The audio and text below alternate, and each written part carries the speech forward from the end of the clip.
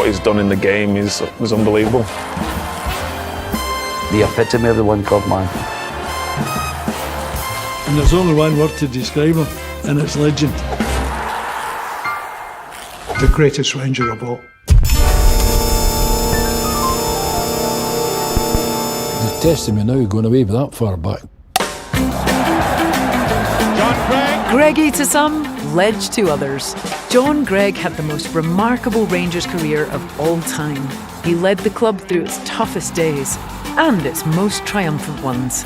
A record 755 appearances, European glory, a connection with the club he loves for over 60 years.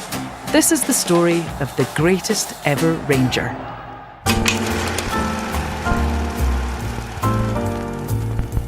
I was born in a tenement building in Edinburgh. I came from a big family. I had 3 brothers and 2 sisters. I was the youngest out of the 6. I kept telling my father that if I'd been the first, he wouldn't have had 6 in a family.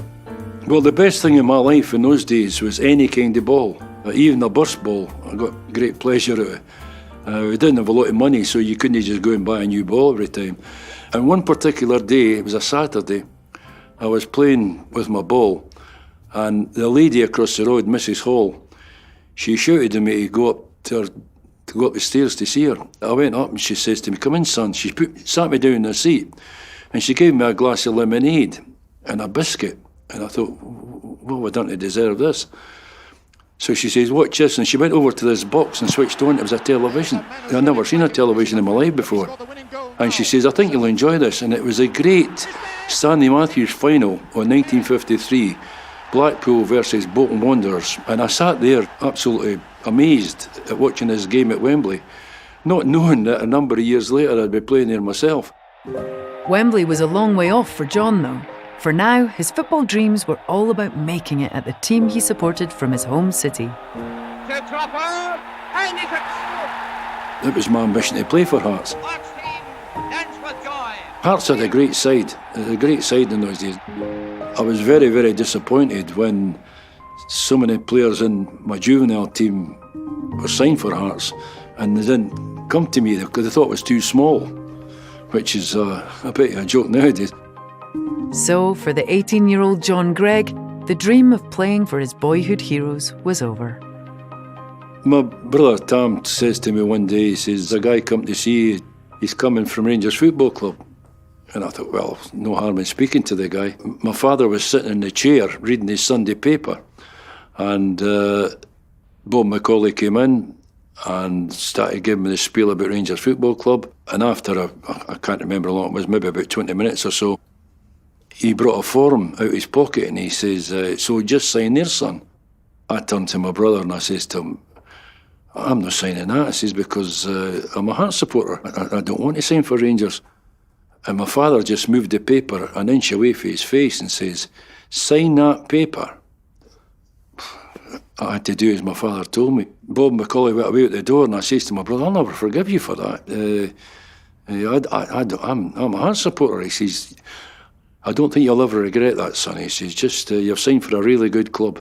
They're playing at Easter Road next Saturday. We'll go down and see what this team's like." They beat Hibs 6-1 that day. What a team this is, I've signed for us. And that was me. I never worried about Hearts again. It was Rangers for me after that. Once in the door at Ibrox, John quickly rose through the youth ranks. And when Rangers played Airdrieonians in a League Cup match in September 1961, he was to receive an early present just days before his 19th birthday.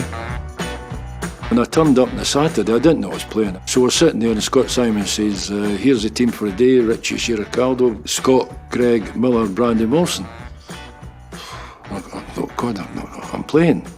It was a big match for me in my first game. And I can't remember, but I think I scored a goal. I think I scored the goal after about 20 minutes or 15 minutes or something like that.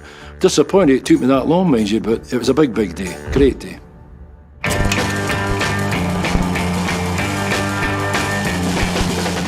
John cemented his place in the first team throughout 1962. And he welcomed in 1963 by first footing a goal in his Old Firm debut, helping put Rangers on the way to a league and cup double.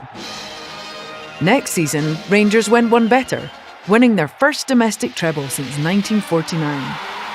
John's performances as part of that team and his leadership on the pitch did not go unnoticed, and at just 22 years old, he was offered the role at Rangers he would make his own. Tremendous cheer as Greig leads out Rangers. The great captains of the past, I just stopped playing, Bobby Shearer and Eric Caldo. And Scott Simon came up and says to me one day, he says, I want you to be the captain. In those days, it was the proudest moment of my life. You've got to inspire people. It's not all about turning up and winning games, it's about playing in games that you're not doing so well, and you look at the captain for inspiration, and John Greig certainly was the man for that. You obviously got to have that winning mentality, and that's what I've seen in John straight away. His presence and the way he comes into a room, his presence is felt. So, yeah, I can imagine he was a very good captain. And it was one of the best moves Rangers ever made, because Rangers had some very hard times. And he needed a rock upon which to base themselves to come through the storms. There were indeed hard times on the horizon for Rangers. 6 of the previous 10 league titles had ended up at Ibrox, but with Celtic's appointment of Jock Stein as manager in 1965, the tide in Scottish football was about to turn. When Jock came in, things changed from Rangers' dominance, it changed to Celtic's dominance, and it was that way for a long time. Celtic under Stein began this monopoly of the league title and indeed the game, the domestic game. It's always tough in Glasgow if the other team are on top, really tough. You hide below the bed or you keep out the road of your pals at work. But Greggy was always there, always driving on, and that's what made him the legend that he is. I learnt very early in my career at Ibrox that this club is all about winning things. You had to have the ambition, not just one season, but every season, to try and win everything you went into. We never underestimated Rangers because they were a good side at the time, you know. We were probably an exceptionally good side. Stein led Celtic to the Championship that season, but Rangers weren't about to let them have it all their own way. A 1-0 victory over their old rivals in the 1966 Scottish Cup final gave John his first trophy as captain. Next season, they began their defence of the Cup in what looked on paper as an easy tie against the other Rangers, Berwick Rangers. You would bring that up, I suppose. That was probably one of the worst days of my life. We just couldn't put the ball in the net. I was in the hospital. I broke my ankle. And I says to the nurse, could you tell me the score, please? Oh, she said, it's 1-0 to Rangers. I went, oh, that's all right then. No, it's Berwick Rangers though. I went, oh, and this boy jumped up and punched the hole in the window. Punched through the window. As full-time approached, referee Eddie Thompson was checking his watch. We're getting beat 1-0 and we'd miss chance after chance after chance. And I says to him, Eddie, how long's it to go? He says, it's nearly time up, John. So the next time I passed him, I says, Eddie, blow the whistle and let us get away out of here. I says, we'll never score. And so he just blew the whistle, we went off. But that was probably the worst defeat of my career as a Rangers player. Despite that huge shock in Berwick, Rangers rallied and fought their way to the 1967 European Cup Winners' Cup final. The final took place 6 days after Celtic returned home as winners of the European Cup. The pressure was on. Rangers were up against Bayern Munich, who seemed to have a bit of an advantage. John Greig on the left. Then up on the right. That game was played in Germany, so it was basically like a home game for Bayern Munich. He scores! We lost the game narrowly, 1-0. It was a big letdown to our supporters. I wanted to win it for them, just to keep up with our opponents across the city. The dejected Rangers walk off the park. We had this little square box with a square medal in it. I threw it the length of the dressing room. The dressing rooms were huge, and I threw it and it bounced off about 3 of the walls. And I didn't want it. It was a runners-up medal. I didn't want it. The old second team trainer called Joe Craven, he came up to me in the bus going back to the hotel, and the box was all broken. He says to me, I know you're disappointed, son, he says, but you may want to look back on that sometime in the future. And he put it in my pocket. And I was ever so grateful in the years later to be Joe for doing that to me, because it made me all the more determined that I would try and get a winner's one.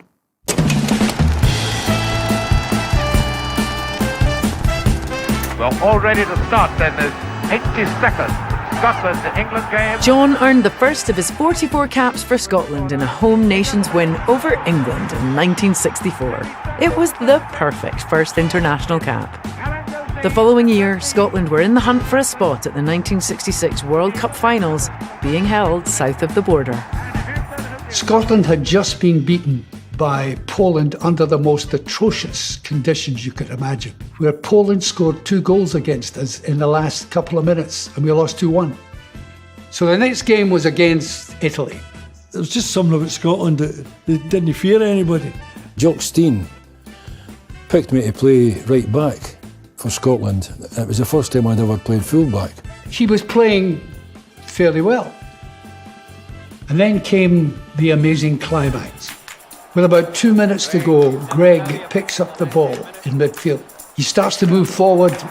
John Greig let fly. The Italian goalkeeper had no chance. One of the most dramatic endings ever at Hampden Park. I was lucky enough to score the winning goal, which gave us a chance of qualifying for the World Cup. But we got slaughtered in the return match in Italy. Scotland's hopes of qualifying for the World Cup ended with a 3-0 defeat to the Italians. And if you didn't know already, Some people are on the pitch, they think it's all over. It is now. England were crowned world champions. And through 1967, they had beaten everyone in their path. Wembley. Bobby Moore and John Greig were the captains. England versus Scotland. Neither Bobby, his team, nor England supporters believed Scotland had a chance. You always wanted to beat England, particularly at Wembley, but it was a bigger incentive this year because they were the world champions. I remember that game because I was at it. Greggy was driving them on. That 1967 game was, wow, incredible. The men from north of the border were out to humble the Sassenach and were confident they could. Yeah, I idolised Bobby Charlton when I was a kid. I haven't told anybody this, but for quite a while in that game, I was frightened to tackle him. I didn't want to tackle him in case I hurt him. After 19 games without defeat, England had the shock of their lives. Dennis Law scored for Scotland.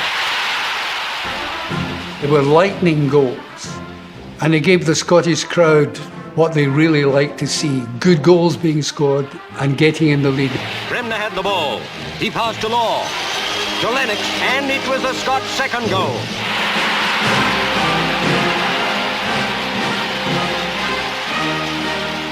England made a late comeback through Jack Charlton. England had scored at last. But Jim McCalliog sealed the win for Scotland. Scotland had beaten the World Cup winners hands down. The game will go down to football history as one of the greatest that Scotland ever played. It brought back the memories of watching the Stanley Matthews final. And that was me playing at Wembley after watching that game all these years earlier.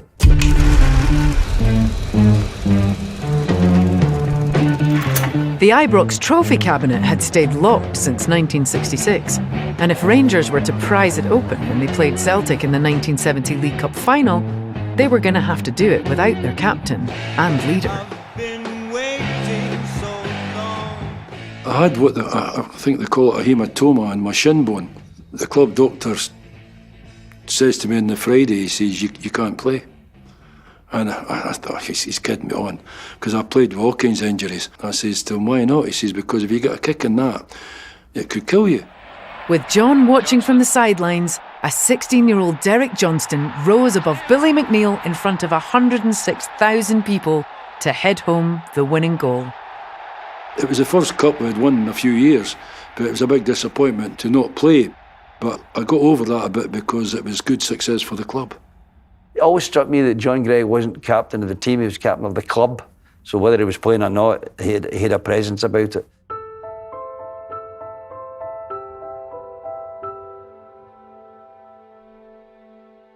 It was a dreich day. It was really dark and rainy. What happened at the end of the 1971 New Year's derby between Rangers and Celtic changed Scottish football forever. The match ended in a draw, but the result quickly became irrelevant. Through the darkness and the fog, the ambulances are still there taking away the spectators who have been injured. There's just no saying how many fatalities there may have been. As fans left the stadium, a crush on a stairwell resulted in the tragic deaths of 66 people. I was standing putting my shirt on, and this guy came in and he said, I think you better hurry up and get your clothes on, John. He said, because I've been at this disaster happened and they're bringing bodies into the dressing room. And just then they started bringing these bodies in and putting them on the massage tables and on the floor. So I hurriedly got dressed and went on the corridor, and I went out and looked outside, and it was like Dunkirk with all the bodies lying. A terrible, terrible feeling.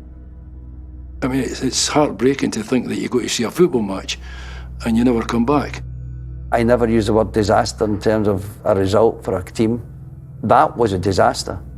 Of everything I've watched and been involved in with Scottish football, I have to say that haunts me, still haunts me to this day. John Greig himself was immense. It was Greig who was actually going out there and meeting people and speaking to them to make them understand that the club really did feel for them in their despair and misery. On the 2nd of January 2001, a memorial was unveiled outside Ibrox Stadium to remember the lives lost in the disaster. The memorial included a statue of the man who had led Rangers through the time following the tragedy. Apart from being very humble and proud that they were going to make a statue of me, I got as much pleasure of seeing the 66 names on the plinth that my statue sits on. It's no coincidence that it's John's statue outside of Ibrox. It's a memorial to those who lost their lives that day. I think the memorial statue being of him speaks volumes about what he was like as a captain, and he's always, even now, still got the supporters' interests always at the front of his mind. Every time I go to Ibrox, I always go up to the statue and say a few words in that.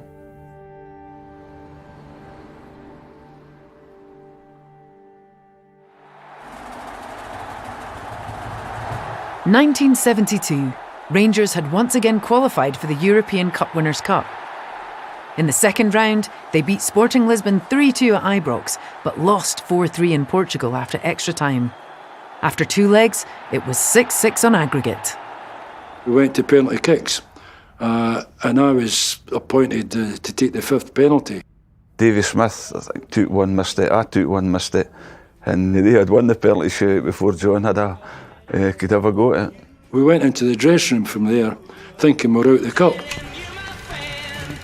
Except it turns out they weren't. It seemed that almost everyone had forgotten about the away goal rule, including the referee. The referee got it wrong. There's a phrase you don't hear often these days. The referee didn't know that away goals counted double. And we didn't know, we were in the dressing room. Waddle didn't know. A reporter from the Daily Mail, a guy called John Fairgrave, who I used to have a cup of tea in the train with, he says, look, I've checked the rules. He says, I think you're through because of the away goal in extra time. Didn't need to take the penalty kick. That's how much the referee knew. So UEFA reversed the decision and Rangers faced star-studded Bayern Munich in the semi-finals. An opportunity for revenge on their 67 Cup Winners' Cup conquerors. A hard-fought 1-1 draw in Germany meant it was all to play for at Ibrox. They were a fabulous team in those days, Bayern Munich. You never looked and said, well, they've got 5 or 6 the German national team playing. You didn't really think that. You mean, you went out, you were programmed to win. Ibrox, like most European nights, it was on fire that night. Jardine working his midfield, trying a left foot shot, and it's there! Sandy Jardine scored, and the guy sitting next to me, and I'll never forget the guy's words. He says, oh, that's great, he says, but I'd rather it was in the last minute rather than the first minute. And I went, shut up. Here it comes. Punched away one-handed and a chance for a goal! There was 80, 90,000 there at least. You know, they're all baying for Bayern's blood, aren't they? And I think it got too much for them, even Beckenbauer, Meyer. We ended up comfortable winners in the end. That was the best atmosphere I've ever played in there. It was electric. Well, obviously the guys that was on the pitch were still high as a kite. I tried to control myself a wee bit by congratulating them and everything and thinking, well, we can look forward to the final now. With that victory over Bayern, Rangers were in their second Cup Winners' Cup final in 5 years. They touched down in the blistering heat of Barcelona ahead of the final against Dynamo Moscow. But there were concerns over John's fitness. A suspected fracture of the mid-tarsal joint. I couldn't get an X-ray or anything on it because they'd have put my foot in plaster probably, and I'd have missed the game. Well, when you've heard in advance there's a doubt about your captain, and not just a captain, but John Greig, captain, not being able to play in the game. Cup finals are about leadership. So that would have been horrendous for Rangers and for the Rangers players, yes. I get to Barcelona and Willie Waddle comes up to me the day before the game and he says, all the press are coming to the training ground and they'll all be asking me if you're fit. I looked at the training ground and it was bone hard with the sun and everything, and I thought, oh God. So I didn't do much. I just walked about and jogged here and jogged there. We were hoping he was going to get fit because he had played in the final before and he'd got beat, so he was desperate to play. There wouldn't be any consideration in Greggy's mind that jersey wasn't going on his back that night. I had no intention of missing the final because I wouldn't have had to go out with a crutch. Thankfully for Rangers, no crutches would be required, and John Greig led the team out on their quest for glory. Leading the team out, obviously you'll have a lot of emotions. I would imagine, John would have been fully focused, as I would have been when the game came. You're fully focused of what the job in hand you need to do. But you just got to also try and embrace it as well, because the European finals don't really come that very often. As we came into the stadium, we just a mass of blue. And that was one of the things that the manager, Willie Waddle, said. He said, well, I don't need to say much. You've got to get out and win it for these guys out there, see how much it means to them. First kick of the ball, their playmaker get the ball and John gave him a John Greig tackle. And it was GBH, it was. They would never have got away with that now. And the referee never booked him or nothing, just gave him a warning. And that guy Zabo never kicked the ball, hardly, the whole of the game. So John Greig certainly done his job at night, fit or not. Rangers let the Russians know they were ready to rumble, and 23 minutes into the game, the deadlock was broken. Davy Smith put me through and I just let it run and just liked it. Here's Dave Smith. And before half-time, Rangers threatened the Russians' goal again. Smith going up. It's a good ball to goal. It's a goal by Willie Johnston. I said to Peter at half-time, Peter, just launch a couple, and Peter could kick it out the park. Well, Willie Johnson tells me it's the best pass ever made, Dean, and here's Willie Johnston with a chance, and it's a goal! It's a goal by Johnston, right out of the blue. Rangers 3 up. That's what they call the typical 1-2. Never mind your fancy Pep Guardiola, tippy-tappy football in Barcelona. The big man lumped it up the park, and Rangers were home and dry. They thought, we were winning 3-0. And I says to Willie Johnson when we scored the third goal, I says, we can't get beat now, bud. About 10 minutes later, it was 3-2. And I think... It was almost as if the Russians had been sleeping and were puzzled as to how to cope with this Rangers team. And then they suddenly realised we can score goals. Russians, and there it is! The final whistle's gone. Rangers have won the European Cup Winners' Cup. Rangers had won their first ever European trophy. But as jubilant fans invaded the pitch, a clash between the supporters and the Spanish police denied the team the opportunity to parade the cup. To this day, one of my biggest disappointments, we're sitting in the dressing room and a boy from UEFA came along and he says, right, and Mr. Waddle, manager, captain, and it took Willie Waddle and myself along these mazy corridors in the Barcelona stadium into this room. And the guy from UEFA says, Cup winners, champions, 1972, Glasgow Rangers. And he handed me the cup and more or less says, now get out of here. The players were all sitting in the dressing room waiting for me coming back with it. And when I gave them it, they filled it with champagne and enjoyed it. That's probably John Greig's finest hour, finest days, being captain of a team that won a European tournament. That'll be the iconic picture.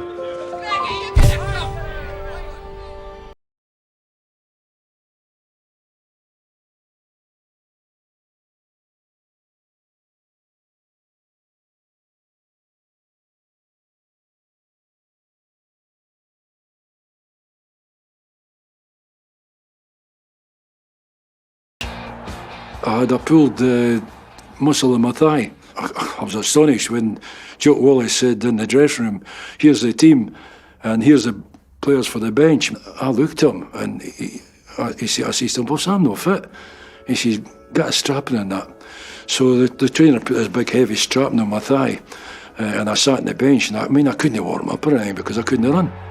A Colin-Steen equaliser put Rangers within reach of the title, and Jock Wallace knew just what to do.